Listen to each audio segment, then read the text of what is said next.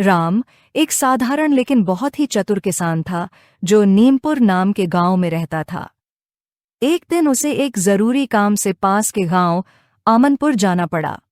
दो गांवों के बीच एक घना रहस्यमयी जंगल पड़ता था जिसे लोग भूल भुलैया वन कहते थे। गांव वाले कहते थे कि वहां अजीब अजीब जानवर रहते हैं जो राहगीरों से अजीब सवाल पूछते हैं। अगर कोई उनके सवालों का सही जवाब नहीं दे पाया तो वे उसे वापस लौटा देते हैं।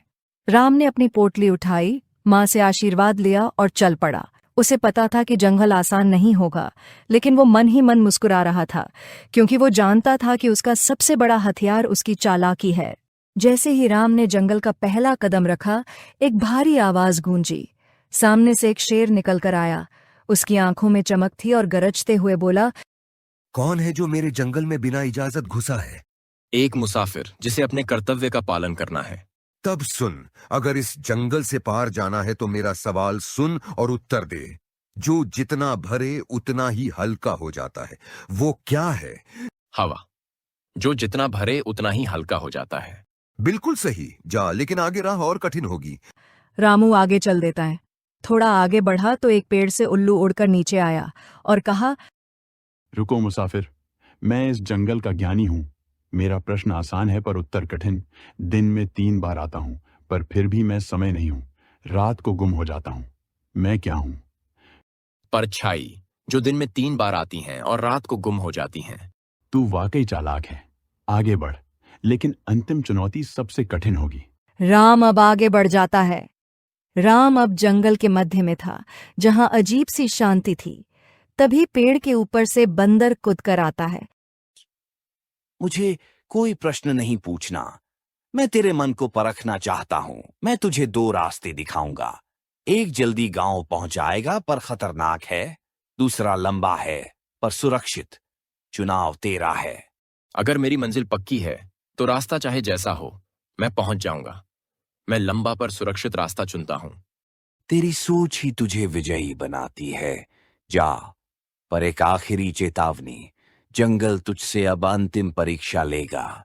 जैसे ही राम जंगल के अंतिम छोर पर पहुंचा, वहां दर्जनों पक्षियों की सभा लगी थी। तोता, मैना, कौआ, गरुड़, मोर सबने मिलकर राम से एक ही सवाल पूछा। एक राजा था जिसके पास 3 बेटे थे। उसने एक राजा को बुद्धि दी, दूसरे को शक्ति और तीसरे को धन। मरने से पहले उसने पूछा, राज्य किसे दूं? तेरा उत्तर क्या होगा? राम ने चारों ओर देखा, फिर बोला, जिसके पास बुद्धि है वह शक्ति और धन दोनों का सही प्रयोग कर सकता है। राज्य उसी को मिलना चाहिए। तू इस जंगल का सबसे चतुर मुसाफिर है। जा, अब तेरी मंजिल नजदीक है। राम आमनपुर पहुंचा, वहां अपना काम किया और कुछ दिन बाद लौटने का समय आया। फिर से वही जंगल, वही रहस्य। राम जब आमनपुर से लौट रहा होता है, उस दिन जंगल में एक गुप्त सभा चल रही थी। हर जानवर, शेर, बंदर, लोमड़ी, उल्लू और एक चट्टान के पास जमा थे। पिछली बार उस इंसान ने हमारी सभी पहेलियां हल कर दी और हमारी इज्जत उड़ाकर चला गया। अब जब वो फिर लौट रहा है, हमें उसे खत्म करना होगा।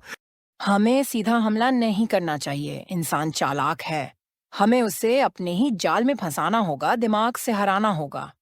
हम सब मिलकर एक योजना बनाएंगे। हम उसे झूठी सहायता दिखाएंगे और जैसे ही वह सबसे थक जाए, हम उसे खा जाएंगे। सबने मिलकर एक मानसिक थकावट योजना बनाई, एक ऐसा जाल जहां राम हर मोड़ पर फंसता जाएगा।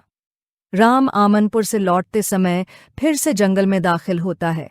उसके मन में कोई शक नहीं होता, लेकिन रास्ता वैसा नहीं था जैसा पहले था। हर जगह नए मोड़, नई झाड़ियां और अजीब सी खामोशी थी। एक लोमड़ी उसके सामने आती है और बहुत प्यार से कहती है, राम भैया, आप तो बहुत चालाक हो। मुझे जरा एक पजल सुलझाने में मदद कर दो। राम मुस्कुराता है, पजल सुनता है और हल कर देता है। लेकिन हर बार सवाल थोड़ा ज्यादा उलझा होता जाता है। बंदर आता है और कहता है, राम, क्या तुम मेरी माँ को समझा सकते हो कि जंगल में रहना ठीक है? शहर नहीं जाना चाहिए। गिद्ध ऊपर से आवाज देता है, राम, जरा ऊपर देखो, ये 4 परछाइयां किसकी हैं?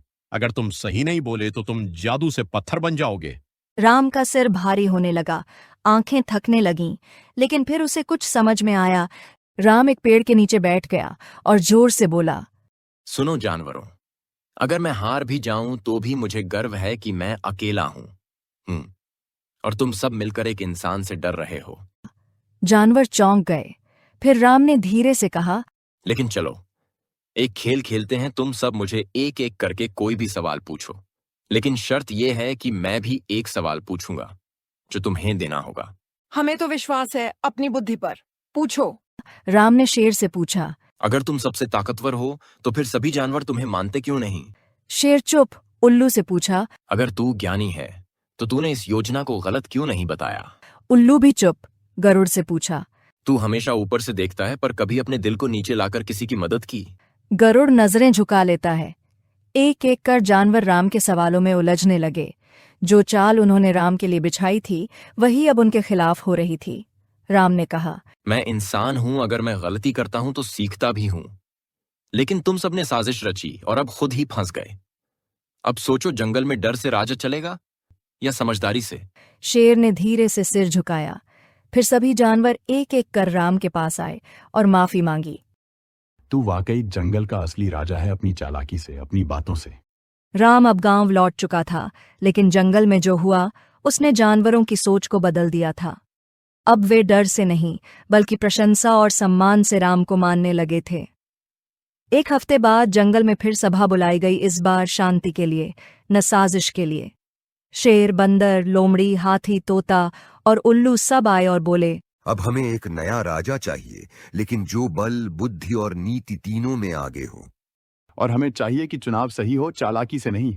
राम, क्या तुम हमारी मदद करोगे? अगर चुनाव कराना है तो नियम भी साफ होंगे। हर उम्मीदवार को 3 परीक्षाएं देनी होंगी। पहली बल की परीक्षा, दूसरी बुद्धि की परीक्षा, तीसरी नीति की परीक्षा, और अंत में जंगल के जानवर वोट देंगे। सबने हामी भरी। बल की कसौटी के लिए शेर, हाथी मैदान में उतरे। शेर ने दहाड़ लगाई, पेड़ों को गिराया। हाथी ने पूरा चट्टान गिरा दिया।